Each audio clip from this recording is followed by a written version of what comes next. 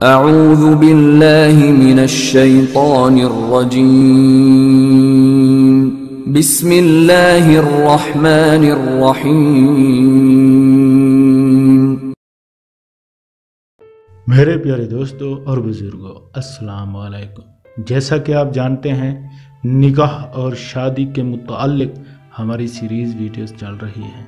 اگر آپ دوست ہمارے چینل پر نئے ہیں تو ہمارے چینل کو سبسکرائب کریں تاکہ اسلام کے متعلق جو بھی معلومات بھیجی جاتی ہیں آپ تک پہنچتی رہیں۔ آج کا ہمارا موضوع ہے والدین کی رضا کے خلاف شادی کے نقصانات۔ لہذا لڑکے یا لڑکی کی اپنی مرضی سے والدین اور خاندان والوں سے چھپ کر نکاح کرنا کسی طرح بھی مناسب نہیں، بلکہ بعض صورتوں میں ولی کی اجازت کے بغیر نکاح کرنے سے نکاح منعقد ہی نہیں ہوتا، اور اگر کسی صورت میں نکاح شرعاً درست ہو بھی جائے تو اس میں بہت سے نقصانات ہیں۔ آئیے میں آپ کو اس کے چند نقصانات بتاتا ہوں۔ پہلا یہ کہ شادی میں ماں باپ، بہن بھائی اور رشتہ داروں کے شریک ہونے کی صورت میں جو خوشی حاصل ہوتی ہے اس سے محرومی ملتی ہے۔ دوسرا یہ کہ جس شادی میں والدین کی رضا شامل نہیں ہوتی وہ شادیاں عموماً ناکام ہو جاتی ہیں۔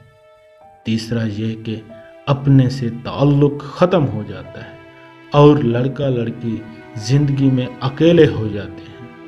نہ والدین وغیرہ ان سے ملنا گوارا کرتے ہیں، نہ وہ والدین وغیرہ سے ملنا چاہتے ہیں، اور چاہتے بھی ہیں تو جرأت نہیں کرتے۔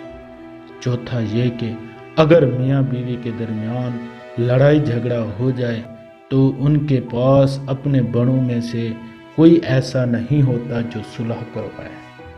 پانچواں یہ کہ میاں بیوی کو کسی ناخوشگوار موقع پر ایک دوسرے سے اس قسم کے طعنے سننے کو ملتے ہیں کہ تم اپنے ماں باپ کے نہ ہوئے تو میرے کیا ہوگی وغیرہ وغیرہ۔ چھٹا یہ کہ ان کا یہ اقدام ان کے چھوٹے بہن بھائیوں کے لیے مصیبت بن جاتا ہے اور ان کے رشتوں کی راہ میں رکاوٹیں کھڑی کرتا ہے۔